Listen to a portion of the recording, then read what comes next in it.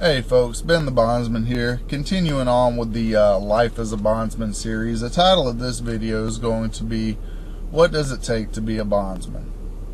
Well, I'm not talking about the licensing process. Anybody with a clean record can get a bonding license. It really takes a certain kind of person, a certain kind of mentality to actually be good at being a bondsman. I've always said that the criminals think we're cops and the cops think we're criminals. So we live in sort of a gray area, so to speak, all the time, where not only do we have to kind of relate to the criminal and put ourselves in the criminal's shoes for not only when we're getting them out of jail, but for when we're chasing them to put them back in jail. But we also got to have the mentality and the investigative skills that law enforcement has to kind of weed through the stories and put the stories together and, filter out the BS, basically. And you can't filter out all of it, but if you're good at this job, you can filter out a lot of it. When you're dealing with these people that are in jail and they're trying to get out and they're telling you their story, they're telling you why they're innocent, and some of them just flat out say, yeah, I did it, I just need to get out so I can get back to work. But most of them profess their innocence. I always have to stop them and say, hey, look, I'm not a cop, I'm not a judge, I'm not a lawyer. Your guilt or innocence is not relevant to our conversation. My concern is, what are you going to do when you get out of jail to make sure that, one, I get my money, and two, you show up for court?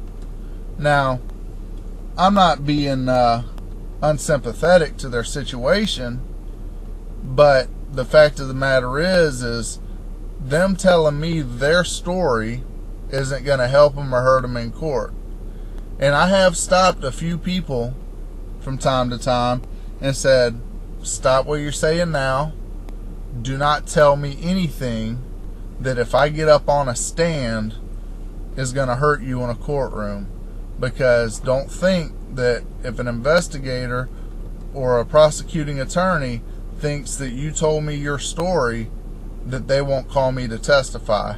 Now, it's never happened to me, but I know bondsmen that has happened to, and that's not a position that I want to be in. There are certain cases that I want to know.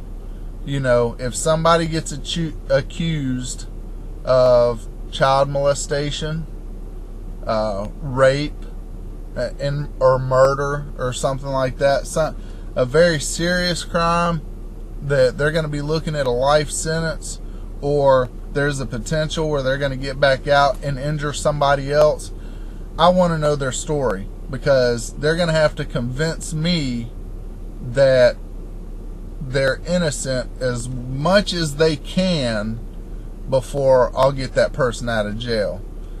It's a risk assessment for me. If this guy over here is looking at child molestation charges, I want to know the circumstances of it. I want to know, okay, are we talking about a 16-year-old with an 18-year-old, or are we talking about a 30-year-old that took advantage of a 12-year-old? Makes a big difference in my mind, and that's very personal for me.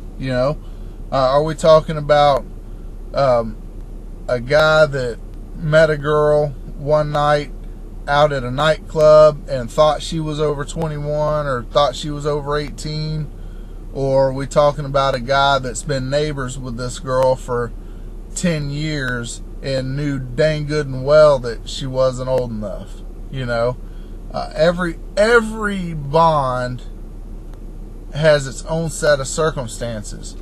You got a lot of people out there, oh, he's a child molester, he needs to burn. Well, that may be true in most cases, But not all cases are that cut and dry.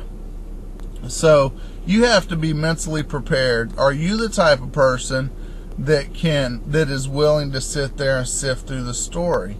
Talk about a murder case. Is this somebody that went and shot somebody in cold blood because they were, caught messing with their girlfriend or their wife? Or is this somebody that they genuinely felt like their life was in jeopardy and felt like they were defending themselves, and it turned out that it wasn't a self-defense shooting? It makes a big difference for me, because a cold-blooded murderer, to me, that person has no moral compass whatsoever. And not only are they not going to go to court, they're going to run and hide in every rat hole that they can find. But if I am in a position where I have to go after this person, they won't hesitate to shoot me either. So that's a risk assessment on two different levels. One, is the money worth your life? And the answer is always no to that. And two, is the money worth having to hunt this person down for the next 2 years because they didn't care enough about somebody's life to take it in cold blood? Why are they going to care about you enough to go to court for you? It's something that you got to deal with, and that's part of sifting through the crap that you got to learn how to do. And it doesn't come overnight. I've been in this business a long time, and every now and then people still pull the wool over my eyes. They'll tell me a good story, I'll get them out and find out that it was all lies, because they're not only telling me that story, they're telling the story to their family members and their girlfriend, their mom, their dad, their grandma, aunts, uncles. They're telling them that same story. None of them were there, but a lot of times they'll believe the person because they care about them. So we don't have access to the police reports and the victims. We can't go out and conduct our own criminal investigation. That's not what we do. If you just so happen to know the victim and the victim's family, maybe you can get more of the story, but for the most part, we don't have access to that information. So our information is limited to the person that we're talking to and the people that we're dealing with. And you've got to be mentally equipped to deal with those people and to sift through the stories and connect the dots and put two and two together. If you've got the person that's in jail telling you one story, and then an uncle telling you one story, and then the mom telling you one story, well, they're all telling you little bits of truth. Every lie has a little piece of truth in it. And a lot of people out there say, well, if they lie to me to begin with, then I ain't gonna mess with them. Well, then you're not a good bondsman, because one thing that you got to keep in mind is they're going to tell you the story that sounds good over that recorded line and around those other inmates that are around them. Most of the time, they're not just going to come outright and tell you, yeah, I did it and this is why I did it. They're going to tell you what they would tell an investigator or what they would tell a jury. Most of the time, the parents aren't going to outright lie to you about the situation. They're going to talk to you as a parent that doesn't want to believe that their child is guilty of what they've been accused of. There are a lot of cases where it's a drug charge and they know their kid has a problem with drugs. Well, then they're going to start looking to you to be somewhat of a counselor and to point them in the right direction. What can I do to get my kid some help? What can I do to make sure that if I get him out of jail, he doesn't turn around and go back out to the streets and, start doing drugs again? Well, we can offer a little bit of help in that area. Putting stipulations on the bond. Well, while you're out on bond with me, if you do take a dirty drug test, then we'll put you back in jail. If I find out you're out running the streets again, I'll put you back in jail. You can direct the parents to certain drug rehab programs. But that's we can't order that person to go to a drug rehab program. And most of those programs are voluntary anyway. So the person that has the drug problem has to want to get clean and straighten up. And a lot of times the fear of jail is enough to make a person want to do that. But the fear of jail compounded with the stress of having been arrested sometimes is a little too much for your average drug addict, and will kind of push them in that direction to hit the streets again. So it's really a coin toss how that situation is going to turn out in the end. But one thing you got to keep in mind as a bondsman, it's not your job to go put somebody back in jail because they're out there doing drugs. We put stipulations on the bond, and we can go put them back in jail if they're messing up. But I always take the position where I like to help people be successful in life, and I would rather see that person complete a rehab program than stand over them with the threat of going to jail all the time, because that can be a very stressful situation, especially to somebody that's got drug issues. So a lot of times what I'll tell the parents is, look, I'm not going to constantly be threatening your son to take him back to jail so he'll do things that you want him to do, because that does happen. You'll have a parent call you, I need you to talk to little Johnny. Okay, well, what's little Johnny done? Well, he came in after 10 o'clock last night, and I told him not to be out past 10. That's when you got to put the brakes on and say, whoa, wait a minute. I'm not your babysitting service. And this is not Walmart. There's no 30-day return policy. Okay? I got him out of jail. And if they mess up real bad, yeah, I'll put him back in jail. But my concern is not if they mess up again, because let's face it, it's my job to get them out of jail if they go to jail. That's how I make my living. It's not my job to be a surrogate parent for you. It's not my job to make people bend to your will. If you have failed as a parent, that is not my problem. My issue is that person going to go to court when it comes time for that person to go to court? That's my number one concern, always. So if you're having problems with little Johnny because he won't get off his butt and go get a job, and you want to use me as a bondsman to have the threat of jail hanging over his head all the time, you're calling the wrong guy. Am I willing to tell little Johnny, look, if I find out you're out on the streets doing dope again, I'm going to lock you back up? Yes, because somebody that's running the streets strung out all the time ain't going to go to court. But if he's at home and he's not out on the streets doing drugs and you can't get him to clean his bedroom, don't call me for that. That's not what I'm here for.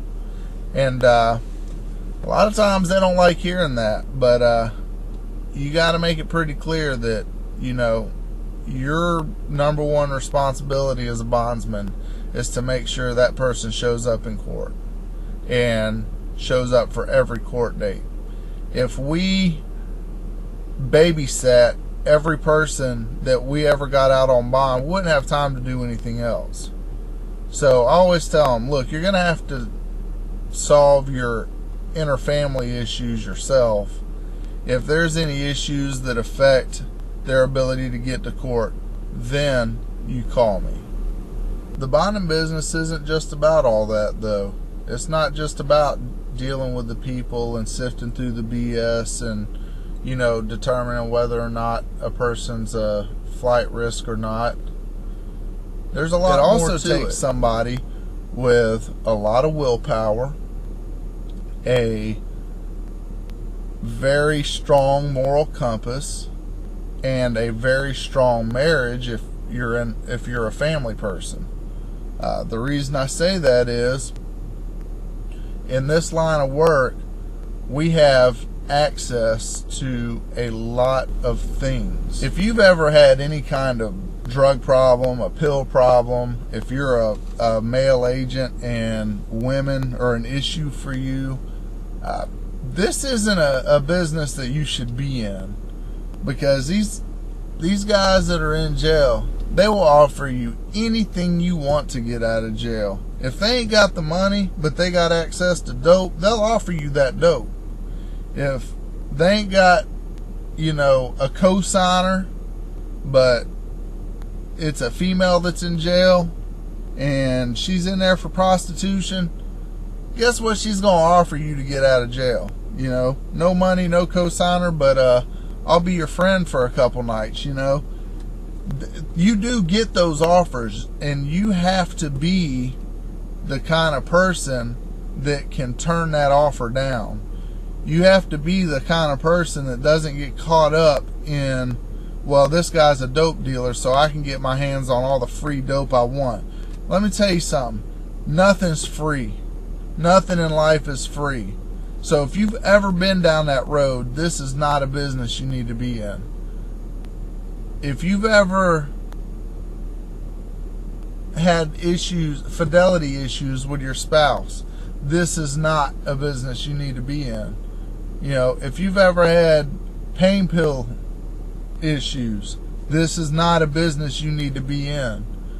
It takes a strong person, a very mentally sound, very strong-willed person to be in this business full time. And I don't say that lightly. There's people out there that have lived that life and they've been clean for 10, 15, 20 years. Well, I knew somebody that was in this business that was like that. That he was a dang good bondsman. One of the best I've ever seen, because he'd lived that life. He'd been on that side of the law, and he'd straighten his act up. But you know what? It was only a matter of time before it caught up. And that draw, that desire, just never went away. It's, like I said, it's not a business you need to be in if you have these issues. Another thing is strong family life, strong marriage, because this business does not offer you a time clock to punch.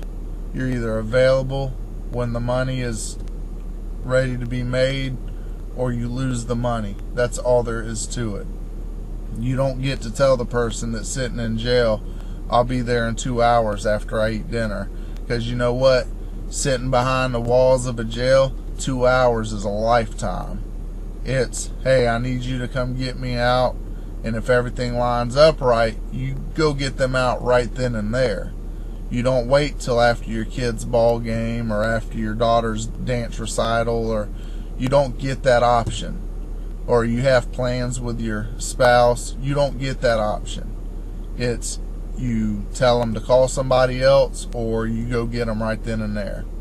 So the bail bonding business, as sad as it is to say, takes precedence over everything else in your life. If that's your sole income, if that's how you pay the bills in your house, it takes precedence over everything in your life. So it takes a different kind of person to be successful in this business. You can have your license all day long, and you can write 1 or 2 bonds here and there, and you can, get out first time offenders once in a blue moon that, are guaranteed to go to court. But the fact of the matter is, and I've always said this, there's no such thing as a part-time bondsman. You either have to go all in, or you might as well not go in at all. Anyway, any questions or comments, put them below. Ben the Bondsman, signing out.